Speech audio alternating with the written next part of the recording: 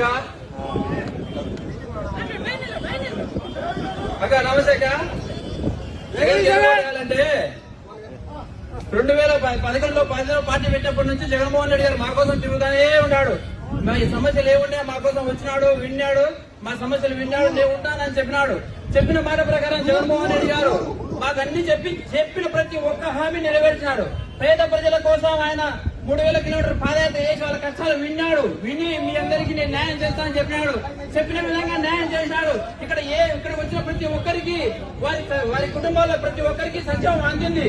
దానికి కారణం ఎవరంటే జగన్మోహన్ రెడ్డి గారే.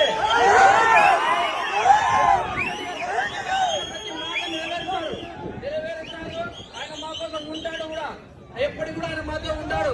మీరు అన్ని ఇప్పుడు చెప్తున్నారు కానీ మీ కుటుంబ సమస్యలేవో మీరు చెప్తున్నారు, కారణలేవో అవి మీ వ్యక్తిగతంగా ఉన్నాయి. కానీ మీరు ఈ రోజు తెలంగాణలో కూడా చెప్పారు, నేను తెలంగాణలో ఉంటాను, మీకోసం ఉంటాను, పోటీ చేస్తానని చెప్పారు. అక్కడ పోటీ చేయలేదు, మీరు వచ్చారు. మీ మీద మాకైతే అభిమానం ఉండగా మిమ్మల్ని మేము అభిమానిస్తాం, అక్కడ కారణం లేదు.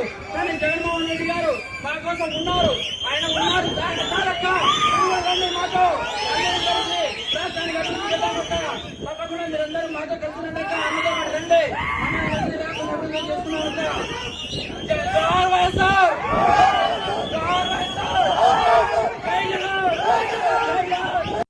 ఏపీ టుడేకి స్వాగతం. వీక్షకులందరికీ శ్రీ క్రోధినామ ఉగాది శుభాకాంక్షలు.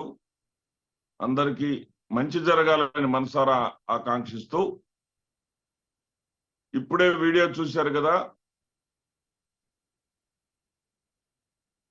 వైఎస్ రాజశేఖర రెడ్డి గారి గారాలి పట్టినని చెప్పుకునేటటువంటి షర్మిల గారు ఒక స్టార్ క్యాంపెయినర్ అనొచ్చు. జగన్మోహన్ రెడ్డి గారిని ప్రేమించేటటువంటి ఒక వ్యక్తిని ఛాలెంజ్ చేశారు, పబ్లిక్ గా ఛాలెంజ్ చేశారు. దమ్ముంటే మైక్ దగ్గరకు రా, మైక్ దగ్గరకు వచ్చి జగన్ రెడ్డికి ఎందుకు ఓటేయాలో చెప్పు. ముందు జగన్ కన్నది, తర్వాత జగన్మోహన్ రెడ్డికి అన్నది. సరే, ఆమె అహంకారం అన్నది, ఆమె ఇష్టం అది. జగన్ కి ఎందుకు ఓటేయాలో చెప్పు, దమ్ముంటే మైకులో చెప్పు అన్నది. ఆ కుర్రవాడు ఎవరో కానీ మైక్ తీసుకున్నాడు. ఆ మైక్ తీసుకొని అతను చెప్పినటువంటి సమాధానం ఏంటంటే, జగన్మోహన్ రెడ్డి గారు మా కోసం మా మధ్యనే ప్రజా సంకల్ప యాత్రలో తిరిగి మాకు ఏదైతే మాట ఇచ్చారో అదంతా కూడా మాట తప్పకుండా చేశారు. ఇక్కడ హాజరైనటువంటి జనంలో కూడా ప్రతి ఒక్కరు కూడా ఏదో రకంగా ఆయన వల్ల లబ్ధి పొందిన వాళ్లే. ఆయనకి ఎందుకు ఓటు వేయాలో చెప్పడానికి ఒక్క కారణం చాలనుకుంటాను. అదేవిధంగా మిమ్మల్ని ప్రశ్నిస్తున్నా, మీ ఇంట్లో సమస్యలుంటే మీరు చూసుకోండి. మీ ఇంట్లో సమస్యలను ప్రజలపై రుద్దవద్దు అని కొండ బద్దలు కొట్టాడు. దెమ్మరపోవటం ఆమె వంతైంది. ఒక షర్మిలే కాదు, చంద్రబాబు నాయుడు కానీ పవన్ కళ్యాణ్ కానీ తెలుసుకోవాల్సింది ఏంటంటే, జగన్మోహన్ రెడ్డి గారు డే 1 నుంచి కూడా ప్రజలకు ఇచ్చిన మాట మీదే దృష్టి పెట్టారు. ఆయన 137 రకాల వాగ్దానాలు చేస్తే 137లో ఒక 2 మినహాయించి సంపూర్ణ మద్యపాన నిషేధం, సిపిఎస్ రద్దు మినహాయించి మిగిలిన 135 వాగ్దానాలను నెరవేర్చాడు.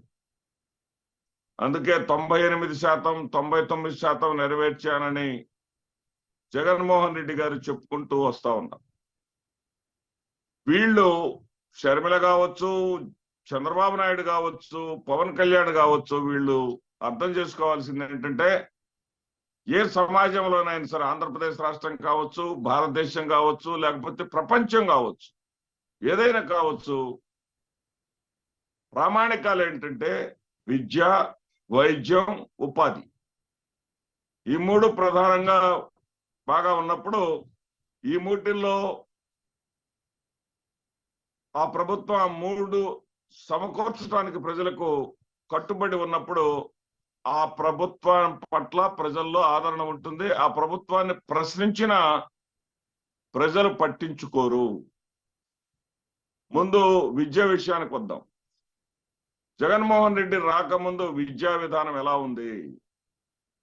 జగన్మోహన్ రెడ్డి గారి రాకముందు స్కూల్ పిల్లలకు ఈ రకంగా యూనిఫామ్స్ ఇచ్చారా?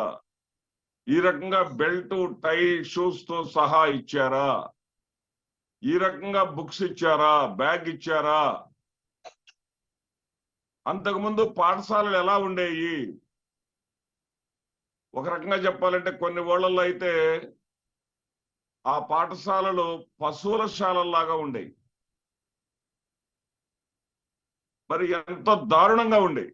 అటువంటి పాఠశాలలన్నింటినీ, శిథిలావస్థలో ఉన్నటువంటి పాఠశాలలన్నింటినీ కూల్చివేసేసి బ్రహ్మాండంగా కట్టుబడి చేసి 2 అంతస్తుల భవనాలుగా మార్చి తీర్చిదిద్ది బ్లాక్ బోర్డులను కాస్త డిజిటల్ బోర్డ్స్ గా మార్చి ఉపాధ్యాయులు సొంత పనులు చేసుకోవటానికి లేదు, కేటాయించిన సమయం మొత్తం కూడా పాఠశాలల్లోనే ఉండాలి, ఉండి తీరాలి అని చెప్పింది కనపట్టలేదా? 1998లో, 2008లో, 2018లో పరీక్షలు పెట్టి డిఎస్సి పేరుతోటి దగా చేసిన చంద్రబాబు నాయుడు కావచ్చు, కాంగ్రెస్ ప్రభుత్వం కావచ్చు. టెస్ట్ పెట్టారు, రిక్రూట్మెంట్స్ లేవు. వాళ్ళని త్రిశంకు స్వర్గంలో ఉంచారు. క్వాలిఫై అయ్యారు, జాబ్స్ లేవు, జాబ్ లో జాయిన్ అవ్వలేదు. అటువంటి వాళ్ళందరినీ తీసుకొచ్చి 13,272 మందిని తీసుకొచ్చి టీచర్స్ గా విద్యార్థులకు సేవలు అందించే విధంగా చేసింది వీళ్ళకి కనపడటం లేదా? అదేవిధంగా గతంలో చంద్రబాబు నాయుడు గారు 35,000 మాత్రమే ఇచ్చేవాడు ఉన్నత విద్యకి, ఇంజనీరింగ్ పై చదువులు చదువుకునేటువంటి వాడు. జగన్మోహన్ రెడ్డి అలా కాకుండా విద్యా సంస్థల వాళ్ళందరినీ పిలిచి, ఉదాహరణకి 1,07,000 ఫీజు ఉన్నటువంటి పాఠశాలలు, కళాశాలలకు ఒక స్టీరింగ్ కమిటీని వేసి వాళ్ళందరి చేతని ఒప్పించి, వాళ్ళందరినీ మెప్పించి ఆ 1,07,000ని 70,000 రూపాయలకు తగ్గించి, ఆ 70,000 కూడా మొత్తం జగన్మోహన్ రెడ్డి కడుతున్నాడే. 35,000 కట్టి మిగిలిన 35,000 కట్టమని లేదే, వాళ్ళని కట్టమని లేదే. అదే చంద్రబాబు నాయుడు గారి హయాంలో అయితే వాళ్ళ దగ్గర నుంచి వచ్చేటటువంటి కమిషన్ల కోసం 1,07,000 చేశాడే. మరి ఈ 35,000 పోతే దాదాపు 72,000 పేరెంట్ కట్టుకోవాల్సి వచ్చేదే. ఇది కనపట్టలేదా? మరి అదేవిధంగా విద్యార్థులు, గ్రామీణ ప్రాంతాల విద్యార్థులు ఐక్యరాజ్య సమితి పిలుపు మేరకు అంతర్జాతీయ స్థాయిలో వైట్ హౌస్ లో కూడా స్పీచెస్ ఇచ్చింది, కనపట్టలేదా ఇంగ్లీష్ లో? ఇది డెవలప్మెంట్ కాదా విద్యారంగంలో? ఇక వైద్య రంగాన్ని తీసుకోండి. వైద్య రంగంలో 55,000 మంది డాక్టర్స్, అదేవిధంగా వైద్య సిబ్బందిని రిక్రూట్ చేసుకుంది జగన్మోహన్ రెడ్డి గారు, కనపట్టలేదా? 17 మెడికల్ కాలేజీలను అనౌన్స్ చేసి 5 మెడికల్ కాలేజీలను ఏది అనౌన్స్ చేసినటువంటి ఒక టర్మ్లోనే 5 మెడికల్ కాలేజీలను ప్రారంభించింది, కనపడలేదా? 750 అడ్మిషన్స్ పెంచింది, పెరిగింది, కనపట్లేదా? మెడికల్ విద్యార్థులు వాళ్ళ కళలు నెరవేర్చుకోవటానికి ఇతర రాష్ట్రాలకు వెళ్లి చదువుకునే అవసరం లేకుండా ఆంధ్రప్రదేశ్ రాష్ట్రంలోనే జగన్మోహన్ రెడ్డి గారి అభివృద్ధిలో భాగంగా చేసినటువంటి 5 మెడికల్ కళాశాలల వల్ల 750 సీట్లు అదనంగా పెరిగినటువంటి కనపట్టలేదా? ఒక్క మెడికల్ కాలేజీ విజయనగరంలో పెట్టాలంటే చంద్రబాబు నాయుడు గారు విభజిత ఆంధ్రప్రదేశ్ రాష్ట్రంలో డబ్బులు ఎక్కడ ఉన్నాయి, మెడికల్ కాలేజ్ అంటే మాటలా ఏంటి అని నిమ్మకున్నటువంటి నాయకుడు ఎక్కడా? 17 మెడికల్ కాలేజీలు కట్టుకుందాం అని ఒక 5 మెడికల్ కాలేజీలను ఒక టర్మ్లోనే ప్రారంభించినటువంటి నాయకుడు ఎక్కడా? ఇది కనపట్లేదా? ఇక ఉపాధి అంటారు. ఉపాధి కల్పన జరిగినట్లుగా చాలా స్పష్టంగా పెరిగినటువంటి పిఎఫ్ ఖాతాలను అడగండి చెప్తుంది. అదేవిధంగా పెరిగినటువంటి ఇన్కమ్ ట్యాక్స్ పేయర్స్ అడగండి చెప్తారు. 13,64,000 పిఎఫ్ ఖాతాలు పెరిగాయి. 14 లక్షల మంది ఆదాయ పన్ను చెల్లించే వాళ్ళ జాబితాలో ఆంధ్రప్రదేశ్ రాష్ట్రంలో జగన్మోహన్ రెడ్డి గారు ముఖ్యమంత్రి అయిన తర్వాత చేరారు. అంటే ఆంధ్రప్రదేశ్ రాష్ట్రంలో ఉపాధి పెరిగినట్ట తగ్గినట్ట? ఉపాధి లేకుండా ఆదాయాన్ని పొదుపు చేసుకునే స్థాయికి మనిషి వస్తాడా? ఉపాధి పెరిగింది కళ్ళకు కట్టినట్టుగా కనపట్లేదా? మరి ఓడరేవులు కట్టే కనపట్లేదా? ఏదైతే భోగాపురం ఎయిర్పోర్ట్ కి శంకుస్థాపన మాత్రమే వేసి దానిని గాలికి వదిలేసినటువంటి చంద్రబాబు నాయుడు కనిపిస్తాడు కానీ శరవేగంగా భోగాపురం పనులు ఏదైతే శంషాబాద్ నిర్మించాడో ఆ జిఎంఆర్ నే తీసుకొచ్చి శరవేగంగా ప్రపంచ స్థాయి శంషాబాద్ను మించినటువంటి ఎయిర్పోర్ట్ ను భోగాపురంలో అందిస్తా ఉంటే కనపడదా మీకు? బందర్ పోర్ట్ అనేది ఒక కలలాగా ఉండేది. బందర్ పోర్ట్ లో వేగంగా పనులు జరుగుతూ ఉంటే అక్కడ ఒక టీముని నియమించి మరి ఒక ఎండీని కూడా నియమించి ఎండీ పర్యవేక్షణలో పనులు జరిగే విధంగా శరవేగంగా పనులు జరుపుతూ ఉంటే ఇవన్నీ కనపడవా మీకు? పెరిగినటువంటి ఉద్యోగాలు కనపడవా?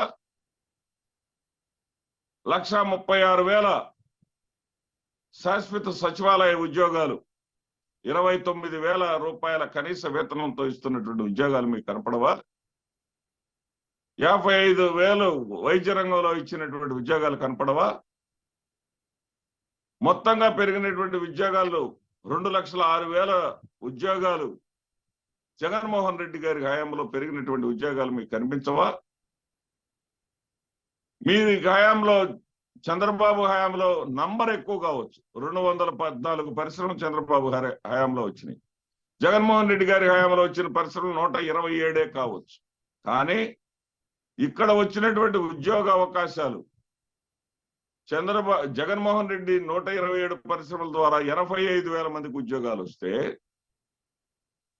చంద్రబాబు నాయుడు గారు పెట్టిన 214 పరిశ్రమల ద్వారా వచ్చినటువంటి ఉద్యోగాలు 71,000 మాత్రమే. ఏ రకంగా చూసుకున్నా సరే అభివృద్ధిలో అంటే ఈ 3 అంశాల్లో విద్య, వైద్యం, ఉపాధి, ఈ 3 అంశాలలో దూసుకుపోతున్నటువంటి ఆంధ్రప్రదేశ్ రాష్ట్రం సంక్షేమంలో ఎక్కడైనా సరే వెనక్కి తగ్గేడా జగన్మోహన్ రెడ్డి? ఎక్కడైనా సరే గతంలో చంద్రబాబు నాయుడు గారు ఎలా ఇచ్చాడు సంక్షేమాన్ని? 5 నెలల ముందు అన్నా క్యాంటీన్, నిధులు లేకుండా అన్నా క్యాంటీన్ ఒక చారిటీ వాళ్ళకి అప్పచెప్పి మళ్ళీ మా ప్రభుత్వం అధికారంలోకి వస్తుంది, అధికారంలోకి వచ్చిన తర్వాత మీకు నిధులు ఇస్తామని చెప్పాడు. నిధులు లేని అన్నా క్యాంటీన్స్ కొనసాగించలేక ఆపేశాడు జగన్మోహన్ రెడ్డి గారు. నిధులు గాని కేటాయించి ఉన్నడితే ఆ స్కీమ్ కూడా అడ్డుకునేవాడు కాదు. 5 నెలల ముందు అన్నా క్యాంటీన్ అన్నారు, లేదు. ముఖ్యమంత్రి అయింది మొదలు 2,000 రూపాయలు నిరుద్యోగులకు భృతిస్తామన్నాడు. కేవలం 3 నెలల ముందు 2,000కు బదులుగా 1,000 రూపాయల చొప్పున అరకొరగా ఒక 5,000 మందికి ఇచ్చాడు, మామ అనిపించాడు. మరి ఆడపిల్ల పుట్టిన వెంటనే 25,000 ఇస్తానన్నాడు ప్రతి ఆడపిల్లకు, ఒక్క రూపాయి కూడా ఇవ్వలేదు. జగన్మోహన్ రెడ్డి గారు అలా లేదే. రైతు భరోసా 4 ఏళ్లు 12,500 చొప్పున 50,000 ఇస్తానని 13,500 చొప్పున 5 ఏళ్ల పాటు 67,500 ఇచ్చాడు. 50,000 ఇస్తానని 67,500 రూపాయలు డబ్బులు ఇచ్చి కనపడుతుంది.